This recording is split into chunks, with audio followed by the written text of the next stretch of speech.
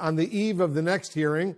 We're also learning that panel members are beefing up security because of very ugly and violent threats against them. We're joined now by a key Select Committee member, Congressman Adam Kinzinger. Congressman, thanks so much for joining us. I know that over the weekend you revealed that you received a very disturbing death threat directed at your family and you. Are these threats ongoing? Are you among the members who are now getting a security detail? So, look, I'll tell you, the threats are constant. They've increased. I even heard a voicemail just this morning that we got last night, threatening execution. That's kind of seems to be the normal thing nowadays, was just threaten execution. But the reason I released this letter, this was sent directly to my home, directly to my wife, and it went on to threaten execution, not just of me, but of her and my 5-month-old child. And I think it was important to put out to show the depravity of what's existing out there. The fact that there are people that literally would come up with this idea of killing a 5-month-old because you disagree with me being on the January 6th committee. So we have security. We've had to up our security posture, and we're aware, but we're going to move on. It's not going to hinder us, and it's not going to intimidate us. I've been in touch with some of your colleagues on the Select Committee, and they've been getting really ugly, threatening emails and voicemails and all sorts of things like that as well. Have they been receiving beefed up security as far as you know? Look, I think if they need it, they're getting it. You know, the Capitol Police and all those agencies are very focused on what they need to do. But, yeah, I mean, look, they're all getting these threats. I mean, particularly Liz and I, because we, are considered rhinos in the GOP because we want the truth.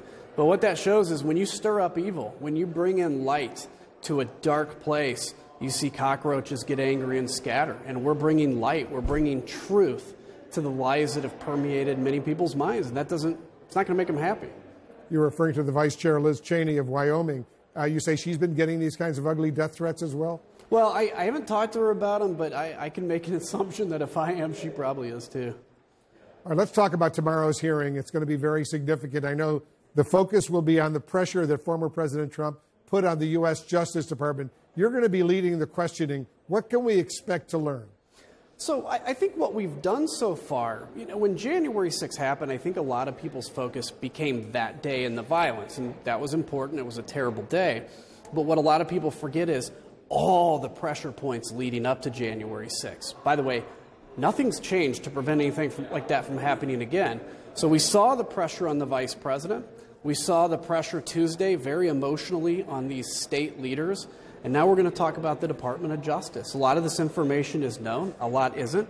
And we're going to show what happened as the president was doing his best to basically put the Department of Justice stamp on his lies and conspiracies to embolden people. So I would encourage folks to tune in and see yet another prong of what the former president, tried to do to take away, no matter who you voted for, to take away your vote. Yeah, we'll be watching, of course.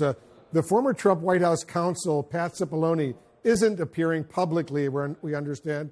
But did your committee actually tape his closed-door interview with the panel? Will we see or hear any of that tomorrow?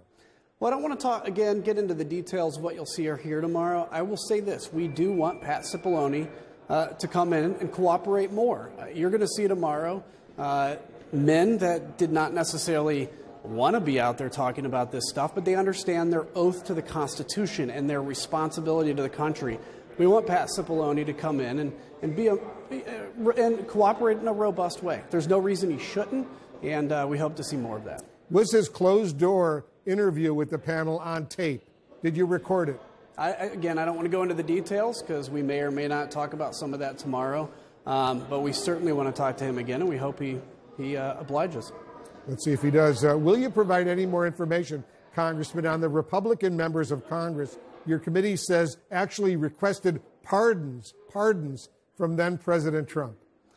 Again, I wish I could give you all that preview, but I'd say tune in tomorrow. We're going to do a very fulsome look at this aspect about DOJ, and we'll see if that question you ask is addressed or not. But just know we continue to get new information, literally daily, new tips that come in, new information. This investigation isn't over. This is us presenting what we've seen so far. Well, speaking of new information, I know you've said you've seen at least some of the footage from this British filmmaker, Alex Holder, who was filming with the Trump campaign before and after January 6th. How revealing is this footage? So, look, it's anytime you get any more information, particularly when it's close to family or close to the former president, we're very interested in that. There are areas where we think we're very interested and we can piece together. But I'll leave that to the investigators that are going through that. They know the depth of where they would like to see that plugged in, what it confirms, what it denies. But I appreciate the filmmaker doing it. He was asked to, he was subpoenaed, and it worked out well. It's what he should do. Your committee chairman, Benny Thompson, says Ginni Thomas, the wife of Supreme Court Justice Clarence Thomas, has responded to your committee's request to speak with her. Do you expect her to testify publicly or privately? My expectation would be probably privately, a deposition. We'll see what those details are. Look, we're not out to get anybody, but it's obvious that she has said, and we have seen things, that she may know stuff. We hope she comes in and doesn't plead the fifth like some have. Some are concerned about what it means for their own self. Just come in and tell us the truth. Again, we're not out to get anybody, and I hope it's obvious that, despite what some of my colleagues in my party try to say, this is partisan. This isn't partisan. This is a American investigation to put out the facts. And by the way, if there's anything partisan about it, it's that all the witnesses have been Republicans, mostly appointed by Donald Trump.